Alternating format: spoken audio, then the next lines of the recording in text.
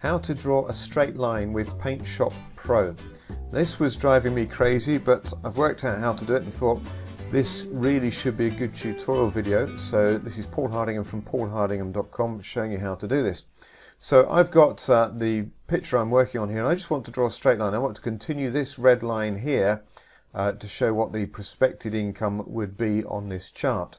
So the key is to choose the pen tool. That's this icon here, the pen tool. Now you want to make sure the mode is correct, which is lines and polynomial lines, and it's just 2 points. After that, you want to choose your line style. So I'm drawing a line with an arrow on the end, but you can choose any of these different styles here, lots of different styles. Now choose the line width. I'm going at 4 pixels wide. And then finally choose your color. So I've chosen, and it's your foreground color, so I've chosen a dark red here. So what we do now is we put our mouse where we want the line to start, we left mouse click, and then we drag to where we want the line to finish. And then we just let go of the mouse, and there's our new line on the chart. Hope you found that useful. Do feel free to check out the free gift to help support this channel, so go to thanksforwatching.com.